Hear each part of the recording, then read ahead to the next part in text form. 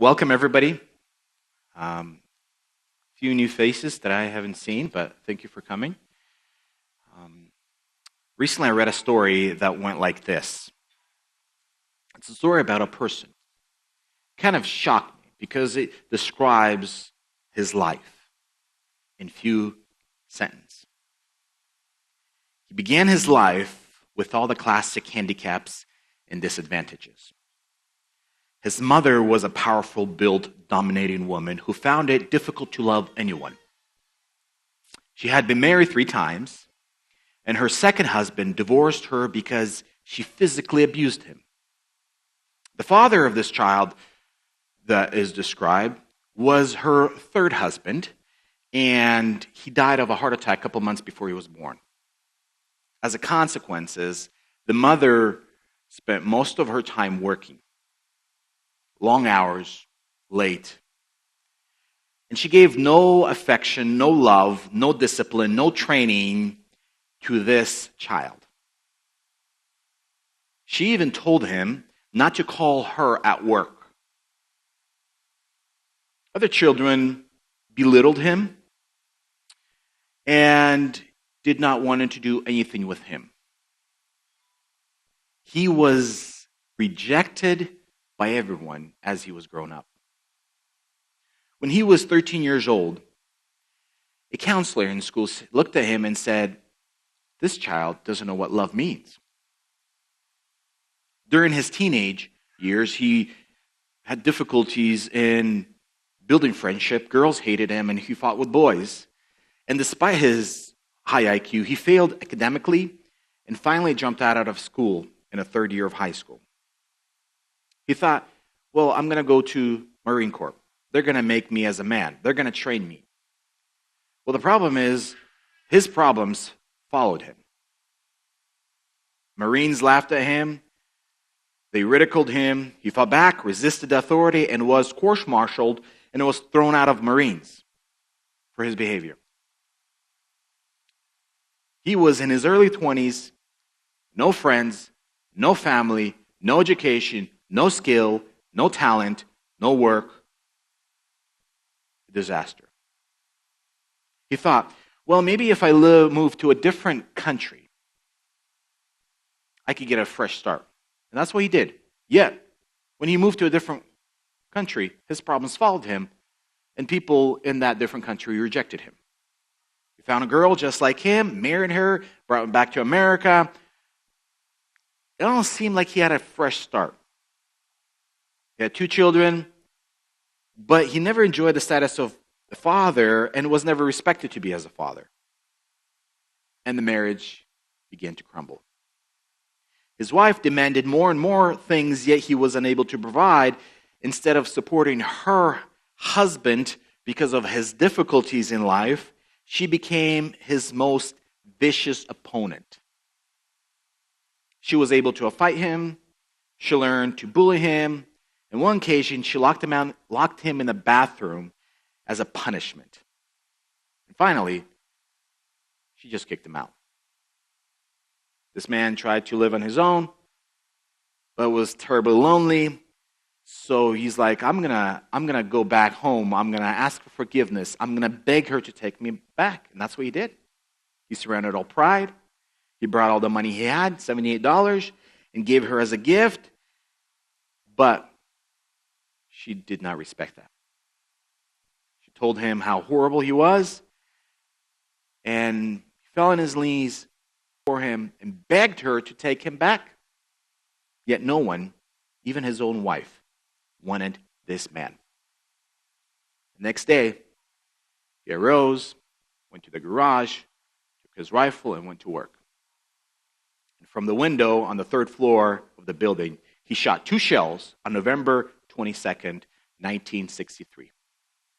Those 2 shells end up hitting the head of President J.F. Kennedy. This man was Lee Harvey Oswald. Rejected by all, having no life, no father, no mother, no brothers or sisters, no friends, no one in his life was able to help him. Oswald killed a person who was the opposite of him. Kennedy had all success, all beauty, all wealth, family, and yet he took his life. Family matters. Family matters. Where we grew up, who our parents and who our children matters. That's what I want to talk to you today. When a child is not being guided by his father and his mother, he is seeking happiness in his own way. School becomes his teachers, peers become his life, YouTube and Snapchat becomes his activities. Child who are left on their own seek path of success based on their own opinion, based on their own experience, and end up crashing. Our culture demands a lifestyle that takes away parenting. Most mothers in America work. Childcare and school where children spent most of their days. Greed for American life, for success, to have a house, to have a good modern car, to have a life comfortable, to go on vacation once a year, forces not only a father to go to work, but a mother to go to work. We know that. We live in the same context. We are talking to the same people. We are told the same things. Why won't your wife go to work? It is to say, if a mother stays home with her children, that is something unusual, abnormal. Think about it. If you're a parent right now, how many times or how many hours a day you spent with your child? All right. How many hours a week do you spend with your child? The answer is, I just don't have time. That is why families faces a crisis today. We're heading to a crisis, if not already in crisis.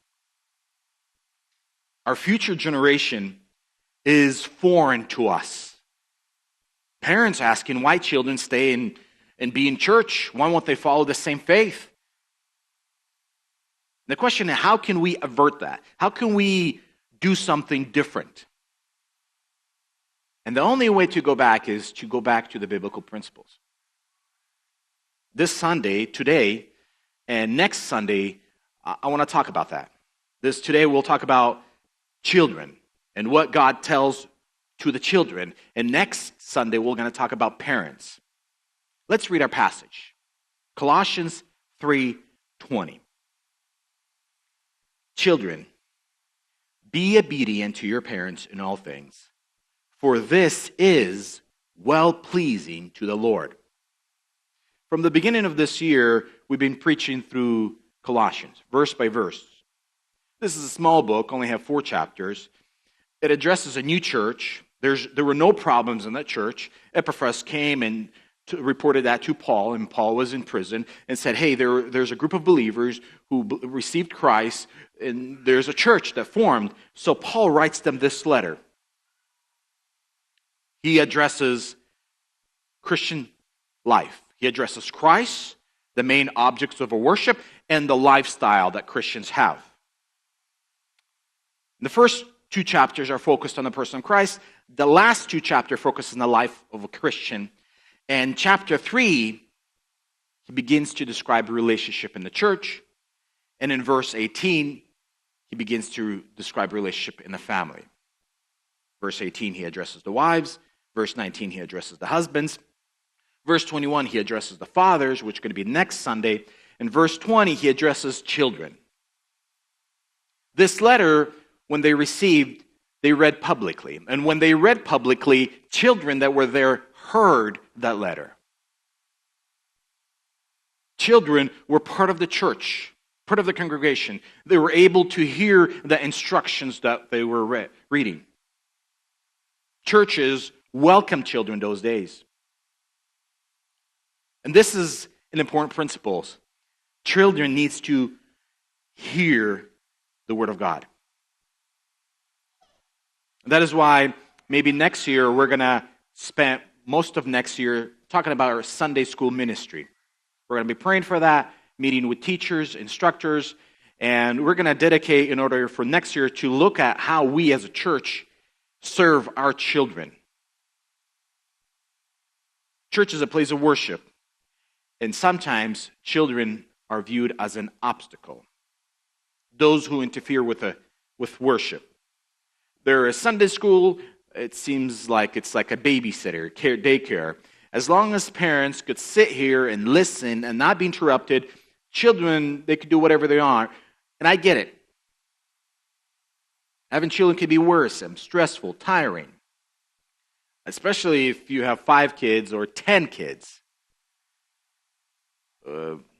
That is why children are not viewed as main priority in church. I think they're making a mistake. Children is our future. Children are our future. They lead to teens, they lead to youth. Discipline, instructions begin not with when they turn 18 and they get to do whatever they want to do. That begins from day one. There was recently an article that kind of spoke about gender-neutral child. And what shocked me is we have this person who is a non-believer, and she is so frustrated that the way she's trying to raise her child is not working out, and she's worried. A non-believer. The article reads like this: we're raising our daughter gender-neutral, but she only wants pink dresses. This is a 3-year-old girl. Our daughter adores color pink, insists on wearing dresses, and is currently obsessed with accessories. I'm fine with this, so I hope it will be a phase. She is afraid that her gender-neutral daughter is going to continue liking pink. Think about it. This is in a newspaper describing to America, teaching parents. She is worried that her child will be the way that God designed her. How much more we Christians need to think about our children? How much more we Christians need to think about our children? Let's go back to our text. Children, be obedient to your parents in all things. Now, one of the questions that are often asked, how old is this child? Is this child when he lives with his parents, or is this child is only a child till he's 18? How old is this child? Well, in Jewish context, they were recognized as an adult at age 13. Man needs to be 13 years old to qualify to be part of 10 men who constitute synagogue. Josephus, one of the historians, he says, I was 14 years old and instructed the wise. Jesus was 12 years old. Remember that story in Luke? And he left behind just because he was moving from that childish to a manhood at age 13. But here's the thing.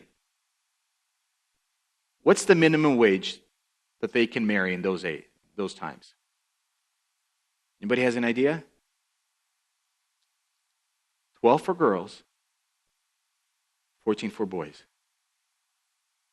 Do we have a 14-year-old boy here?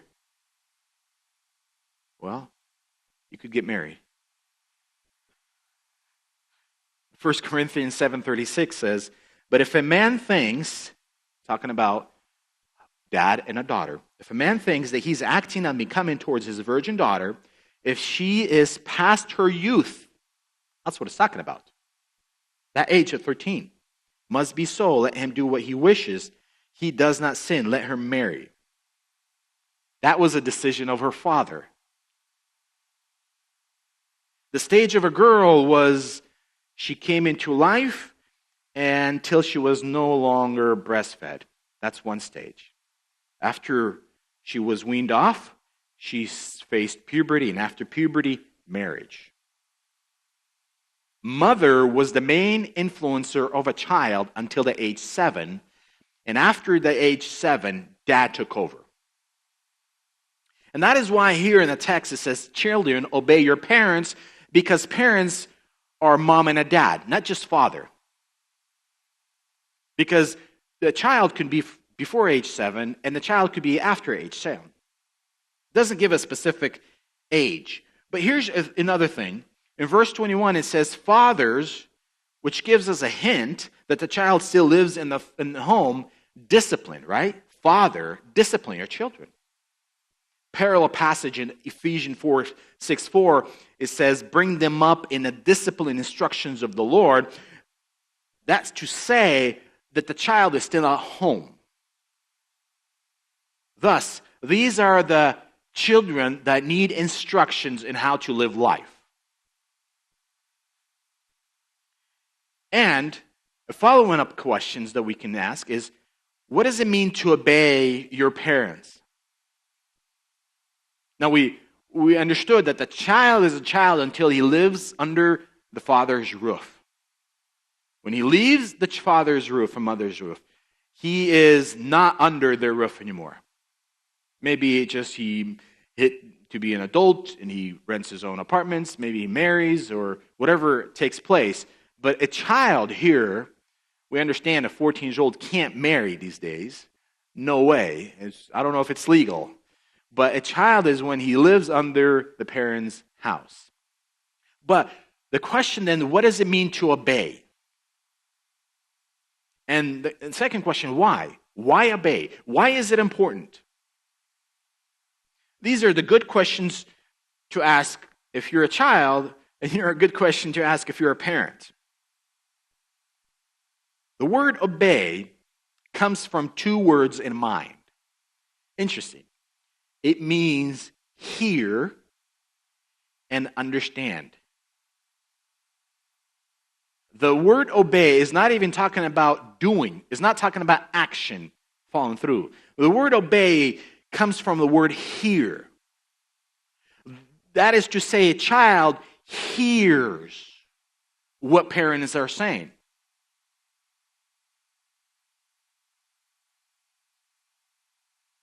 In a different context, the word obey stated as an command. Look, it used this word when Jesus was talking to demons or cast out demons and had power over weather. Matthew 8:27.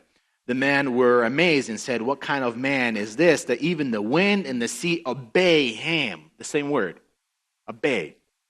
Mark 2:27. They were all amazed, so they debated among themselves, saying, what is this? A new teaching with authority. He commands even the unclean spirit, and they obey him. We could say the word obey means there's no choice. There's no choice. It's a command. There's no debate. In Romans, this word is used as when a man is enslaved to sin.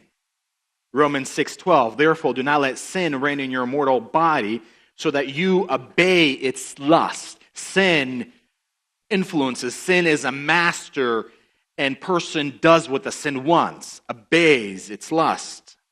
Romans 6:16, do not know that when you present yourself to someone as a slave for obedience, you're a slave of the one who you obey. Again, this word.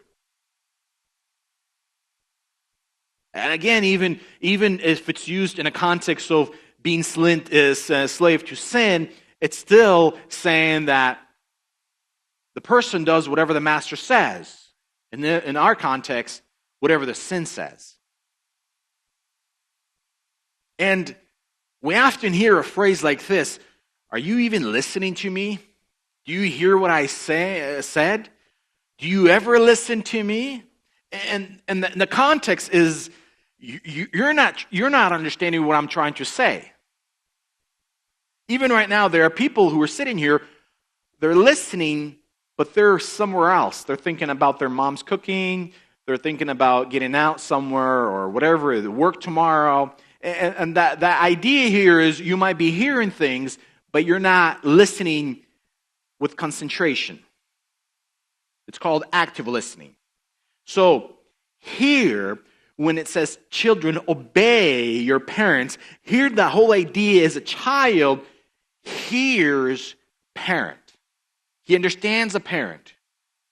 He can communicate and say, okay, I relate to that. I get it.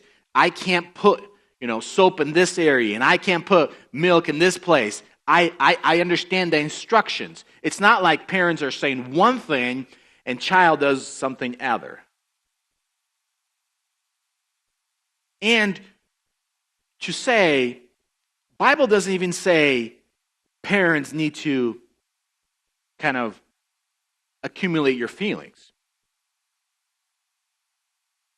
Often child would say, you don't care what I say, you don't care what I do, and in trying to say, look, I have feelings. Bible doesn't even say that. And why? Why would you think Bible addresses to a child and says, do what parent says? Why would that be important?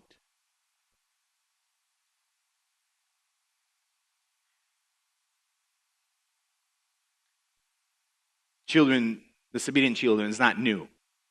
It's not something that I'm telling you guys are like, children don't obey? What? No, everybody gets it. And that's part of being in the last days.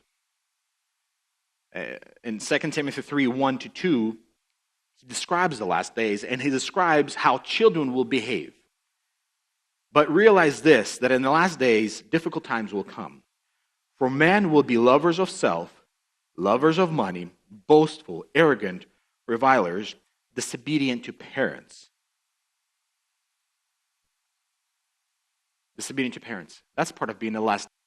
In the book of Romans, when it's talking about man walking away from God, living a life on his own, the consequences of that disobedience to parents. Look, Romans 1:28. And just as they did not see fit to acknowledge God any longer, God gave them over to depraved mind, to do the things which are not proper. What are they? Slander, haters of God, insolent, arrogant, boastful, inventors of evil, disobedient to parents. The root of disobedience is not having a proper worship. The root of disobedience is not having a proper heart. Verse 32, although they know the ordinance of God, they know what God said, they know what God instructs, but those who practice such things are worthy of death. They not only do the same, but they also give hearty approval to those who practice them. And it is normal in our culture when a teenage grows up, a child grows up, to rebel against parents. And you know why is it normal? Because teachers will say that's normal. You know why it's normal? Because peers will say that's normal. You know what's normal? Because the world will say that is normal. Leave your home. Do whatever you want. It's your body. So when a person has a wrong perspective of his worship, when he does not worship God, he does not believe in God, he does not submit to God, the consequences of that behavior, disobedience. Disobedience. Find me a teenage these days who will say, being obedient to your parents is a good thing. Maybe one. Maybe two. Everybody else will say, do whatever you want to do. Why? Why? Because the person worships himself. Family comes into mind. Early in my life, when I was still single, there was a family, and they came to church. They had 6 kids. I know them a little bit well because we were in the church, and the father was in choir, the mother was in the Sunday school, and it seemed like everything was going good. The father actually came out and sang before the church. He had his own business and had to pay the bills, and he came late. The wife, the mother, she went to school, got a degree. She began working evening shifts. And children were nowhere in their mind. Both of them served in church. All 6 children left church. Not only left church, left into a life of disaster, sin. And they come to church, these parents are saying, God, why? Why? There's a reason why it says, children, be obedient to parents. There's a reason that the instructions are only from parents. There's a reason that parents are the main influence in our life.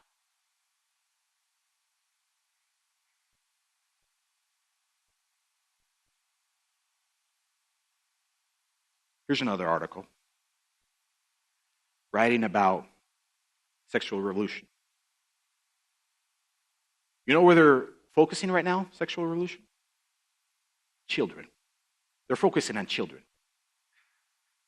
That sex ed education, that's part of revolution. They want to normalize sexuality in children. How will they achieve that? Pass certain laws in school. What are they going to do? We're just going to inform them. First, they inform them, and then they encourage them. They're hoping, and if you're a parent, listen to me, they're hoping to achieve a sexual habit in a child very early in life.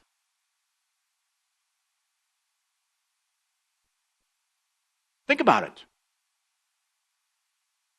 They are hoping to achieve sinful habits in a child from early in life.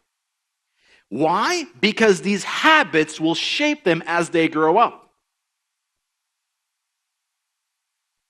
And when they grow up, the world doesn't need to tell them what to do. That's what they want to do. That's just sick, disgusting. And that is why that mother of a 3-year-old girl is frustrated that she doesn't want to be boy. The article goes on to say Google, Apple, Netflix are trying to normalize in cartoons, in shows, in advertisement, the way of sinful behavior. When a child grows up and watching a YouTube video or a cuties, in order to normalize this behavior, we're living in a very difficult time today.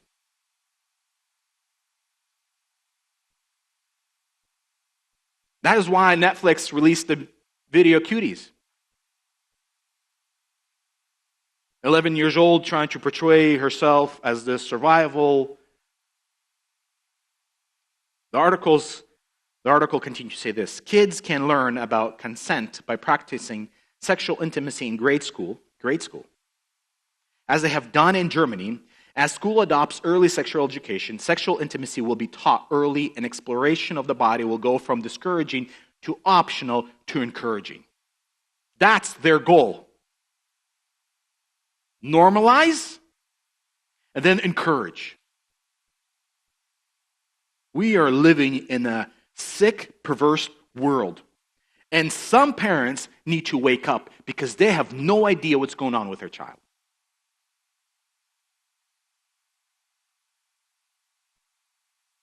One click, a simple video, will normalize a child's mind.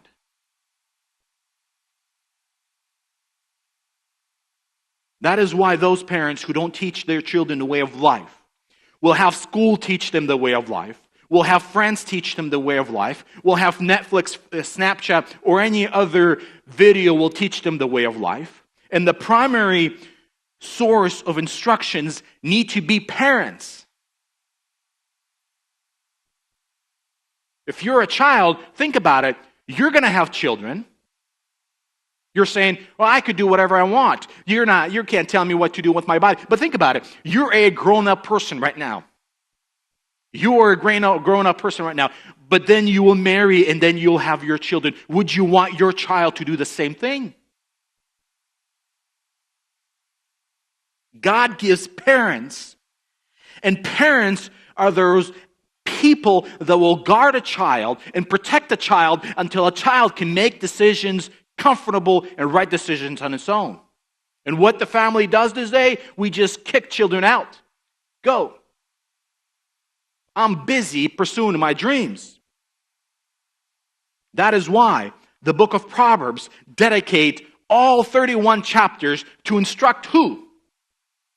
A child. The book of Proverbs was written to instruct a child. I mean, it's wisdom, and we are blessed by that. Just so you know, there's 31 chapters, and there's about 30 days a month. And you could read every chapter a day. Whatever the day is today, just open that chapter and start reading with your child.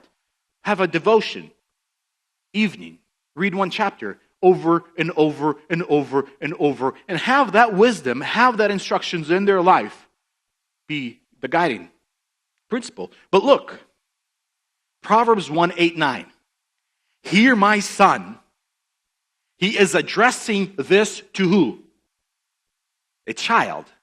Hear, my son, your father's instructions, and do not forsake your mother's teaching. Indeed, they are graceful wreath to your head and ornaments to your neck. My son in the book of Proverbs is mentioned 25 times. The word son is mentioned 59 times. That is why parents are the main person who influences their child. Proverbs 2:1. My son, if you will receive my words and treasure my commandments within you, make your ear attentive to wisdom, incline your heart to understanding. For if you cry for discernment, lift up your voice for understanding. If you seek her as silver and search for her as for a hidden treasure, then you will discern the fear of the Lord and discover the knowledge of God. Proverbs 3:1. My son, do not forget my teaching, but let your heart keep my commandments. For length of the days and year of the life, and peace they will add to you. Proverbs 4:1. Hear, O son, the instructions of the father, and give attention to you may gain understanding. Proverbs 4:20. My son, give attention to my words, incline your ears to my saying. Proverbs 5:1. My son, give attention to my wisdom, incline your ears to my understanding. Proverbs 5:7. Now then, my son, listen to me and do not depart from the words of my mouth. You get it? Instructions come from the father. Instruction comes from parents. There is a strong plea to a child and says, listen, child, you are grown up. You are making decisions, but let me tell you the words of the Lord. Let me tell you the wisdom of life. If you take this path, you will destroy your life. If you take this path, you will love your life. You will grow in your life, and you will worship God. And the simple thing is, will this child listen? Will this child listen? This is not a new principle. Why parents can teach children the ways of life? Because they themselves made mistakes. I made mistakes. And I say, hey, listen, I made mistakes. You know, I wouldn't do this. Look where you're going to end up. And the child says, no, I'm going to live my own life. And guess what? The same mistakes. This is not a new principle. God commands a child to listen to their parents. Deuteronomy 5:16. Honor your father and your mother as the Lord your God has commanded you, that your days may be prolonged and it may go well with you on the land which the Lord gives you. It will be well with you. Nobody desires something bad for you. Nobody desires destruction. Nobody desires evil things in your life. No father and the mother will desire only success in you. Ephesians 6:2-3. Honor your father and mother, which is the first commandment with promise, so that it may be well with you. It may be well with you. Listen, a child, if you live with your parents, it is God's instructions to you. It is God's command to you. If you listen to your parents, there will be blessing in your life. If you listen to your parents, there will be blessing for your life. And don't live your life in such a way and then blame God. Don't do it. Don't turn around and pick your own path and say, you have no idea what I want. You have no idea what I want. And then 5 years, 10 years later, you weep over your life, say, God hates me. Recently, there was a lady showed up at our house. A couple of husbands, and the person she's living, not a husband. And she sits there and weeps and asks this question, why does God hate me? And then I ask her of her life. And it's her disobedient life, her way versus God's way. And then she asks, why does God hate me?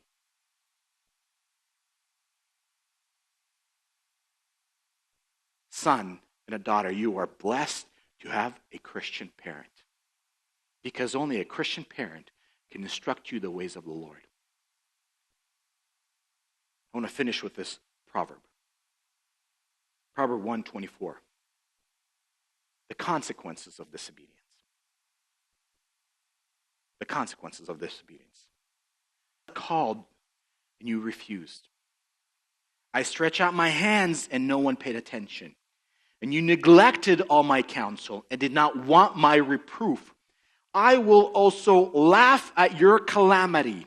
I will mock when your dread comes. When your dread comes like a storm, and when your calamity comes like a whirlwind, when distress and anguish comes upon you, then they will call upon me, but I will not answer. They will seek me diligently, but I will not find.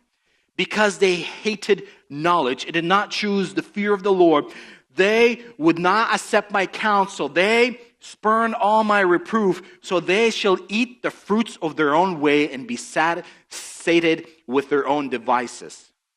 The waywardness of naive will kill them, and the complacency of a fool will destroy them.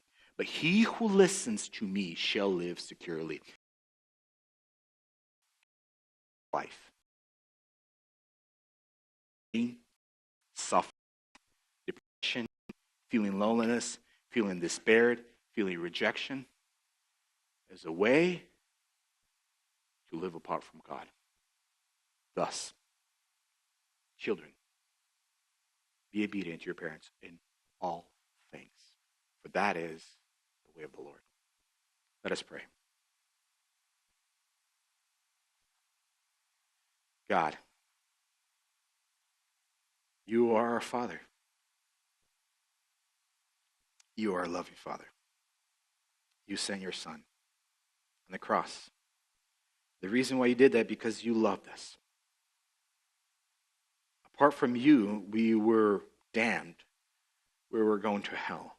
There were no way we could please you, no way we could live a life of righteousness to satisfy you. That's why, loving us, you punished your only Son.